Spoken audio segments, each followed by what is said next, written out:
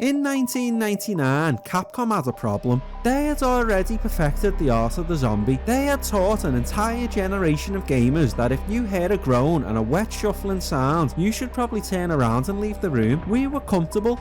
We were trained. We knew that a door was a sanctuary, a loading screen that represented safety from a slow-moving undead.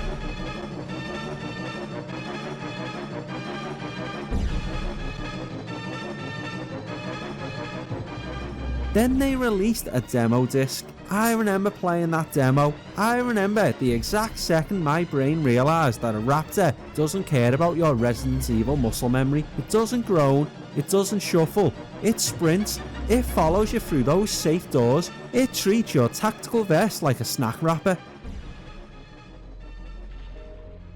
Welcome to the end of the Little Woods era. No more catalogue soccer, no more fireball kicks. Today, we are stepping into the research facility of Index number 11, Dino Crisis. This isn't just a game I'm playing for a challenge. This is a game that defined my teenage years, ruined my sleep schedule, and made me realise that dinosaurs are significantly scarier than zombies because they actually have a sense of urgency.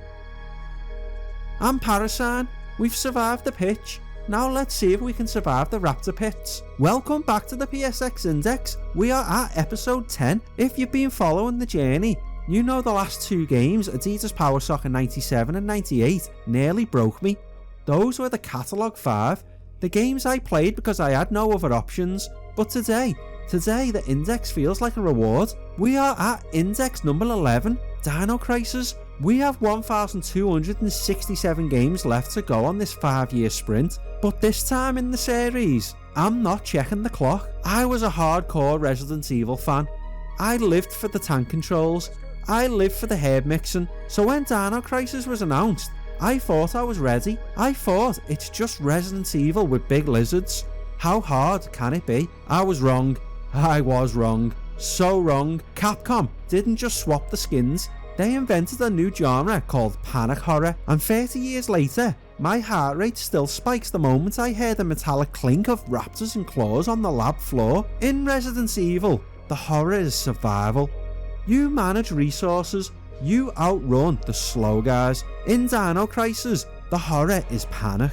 The game was directed by Shinji Mikami, the father of Resident Evil himself, but it feels like he made this game specifically to punish people who were too good at his previous work. In Resident Evil, if you leave a room, the zombie stays there, presumably to contemplate his life choices. In Dino Crisis, the raptors are smart. They use the vents, they burst through the windows, they follow you through the loading screens. I remember the first time a raptor kicked me through a door. I actually dropped my controller. My friend whose house I was staying at just started laughing while I tried to figure out why the rules of reality had been broken. It's like Capcom took the safe zones we all relied on and turned them into a buffet line. This wasn't just a technical upgrade, it was a psychological assault. The game removed the pause that the door animation provided. Usually that door opening was a moment to breathe. In Ibis Island, that door opening is just the start of a chase scene that you aren't guaranteed to win. This game is inseparable from the memory of staying up all night at a friend's house. You know the vibe. 2 litres of generic cola, a bag of crisps that's mostly salt, and the glow of a CRT TV in a dark bedroom. We would play in shifts. One person on the controller, one person acting as the tactical advisor, who was usually just scream and run every 5 seconds. But then, we'd hit them, the DDK puzzles. These puzzles were the true villains of my childhood. No raptor could ever compare to the sheer, soul-crushing boredom of getting stuck on a DDK puzzle at 3 AM. We didn't have Google. We didn't have a wiki. We just had 2 tired teenagers arguing about whether A goes before F, while a T-Rex paced outside the door. We would spend 2 hours, precious hours of our gaming window, just staring at these spinning discs. It turned a high-octane horror game into a logic test and friendship breaker. Just move the slider, Joe. I am moving the slider. It doesn't fit. 30 years later, I still have a physical reaction when I see a hexagonal pattern. That's not game design. That's psychological conditioning. Those puzzles weren't just gameplay hurdles. They were the gatekeepers of our youth. If you couldn't crack the DDK, you weren't seeing the rest of the game. It was a brutal headbanging way to play. Let's talk about the bleeding mechanic. because apparently being hunted by dinosaurs wasn't stressful enough, Capcom decided we needed to worry about arterial sprays. In Dino Crisis, if you get hit, you don't just lose health, you start bleeding, and if you're bleeding, the Raptors can track your scent. Think about the cruelty of that design for a second. You're already low on health, you're panicking, and now the game is literally telling the predators exactly where you're hiding. I remember the first time I realised that my trail of blood was leading a velociraptor straight to my save room door. I felt a level of betrayal I haven't felt since. It turned the environment against you. In Resident Evil, the floor was just a floor. In Dino Crisis, the floor is a witness for the prosecution. And then there's the ammo, or the lack thereof.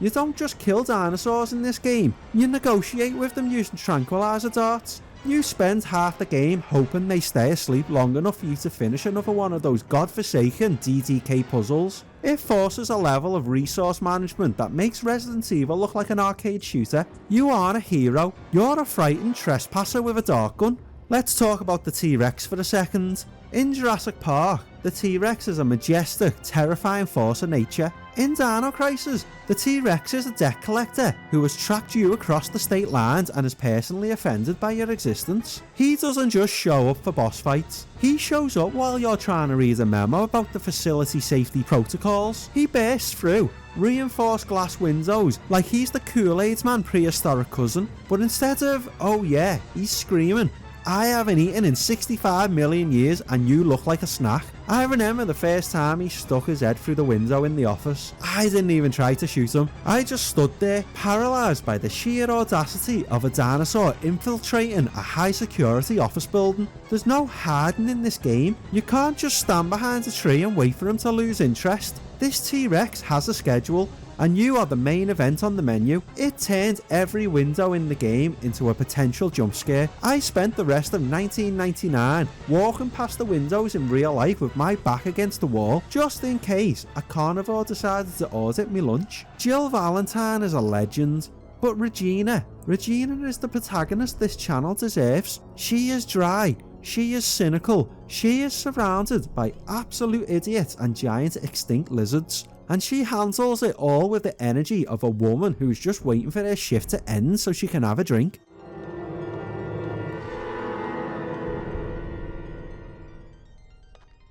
That's disgusting.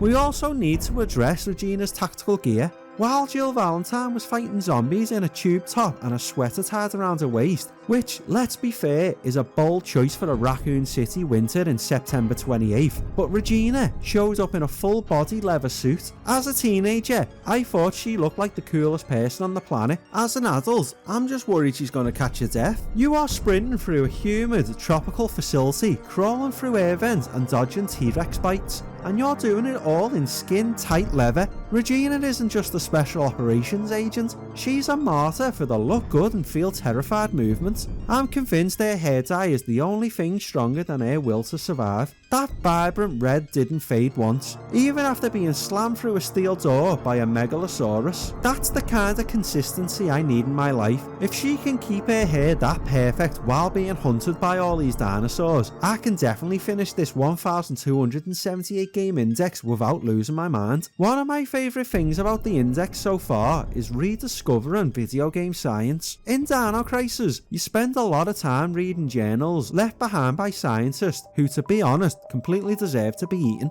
You'll find a memo that says, Entry 42, we have successfully ripped a hole in the space-time continuum to harness the third energy. Also, we've noticed the velociraptors are becoming quite aggressive and have eaten Greg from accounting. We have decided to address this by installing a series of complex hexagonal puzzles on every door instead of, a lock. The logic is incredible. Dr. Kirk is a genius who can manipulate the fabric of reality, but his primary security measure is a sliding block puzzle that a clever toddler could solve in 10 minutes. If the Raptors had learned just how to spell head, they could have taken over the facility in hours. And don't get me started on the third energy itself.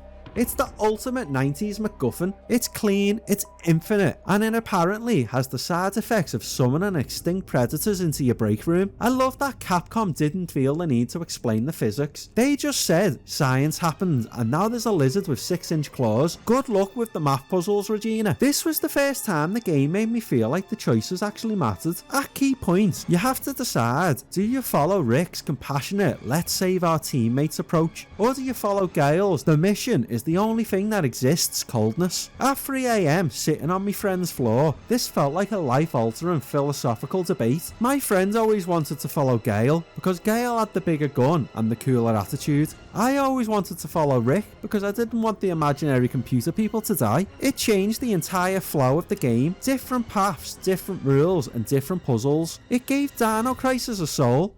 It wasn't just a corridor shooter, it was a narrative experiment, and it's the reason I played it until the disc turned into a coaster. We needed to see what happened if we were the bad guys for once. It's a level of depth you just didn't get from Adidas Power Soccer games. The save room music in Dino Crisis is one of the most comforting sounds in the history of human civilization. It is the only place in the game where you aren't being hunted. It's warm. It's safe. It's the oasis in a desert of prehistoric terror. But you know, right outside that door, where you were losing blood because you didn't have a homeostatic medicine, there's 3 predators just waiting for you, so you never really wanted to leave. I remember me and my friend would just leave the game running in the save room while we went into the kitchen to make toast. We weren't even playing. We just needed the music to tell our brains that Raptors couldn't get us for a few minutes. It's a masterclass in atmosphere contrast. You can't have true panic without peace, and Capcom knew exactly how to twist that knife, because the second you step back through that door, the music stops and the silence is even scarier. It's the silence of a predator waiting for you to make a mistake, and you can hear their footsteps marching at you. I replayed this game until my original disc looked like it had been used as a chew toy by a velociraptor.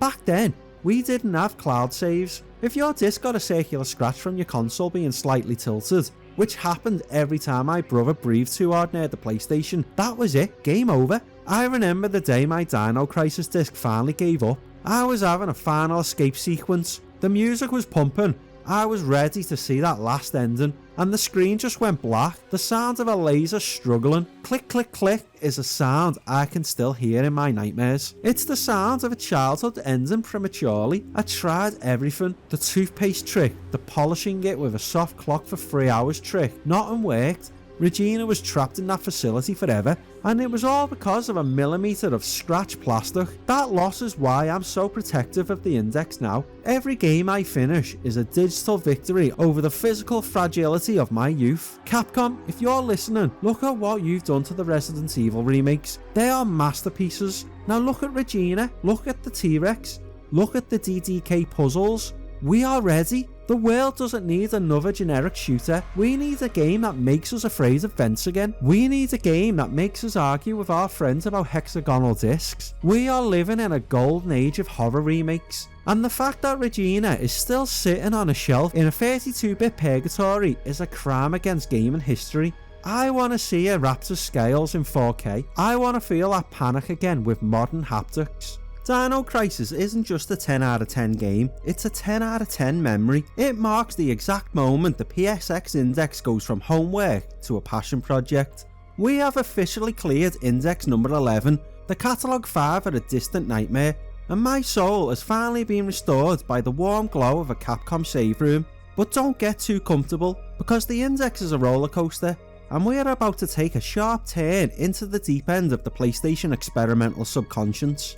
Next time, we aren't just playing one game. To get these numbers up and to keep the sprint on track, episode 11 is going to be a unique event, the Bizarre Bundle. We are tackling index numbers 12 through to 16 in a single episode, 5 of the most obscure, confusing and outright weirdest games to ever grace a 32-bit disc. We're talking about a stick that irritates you, a caveman simulator that makes no sense, and a game where no one, apparently, can stop a man named Mr. Domino. It's going to be a fever dream, and I'm taking you down the rabbit hole with me. 1,267 games remain, the sprint is picking up speed, but things are about to get very, very strange. I've been Parasite, the index is moving, stay out of the vents.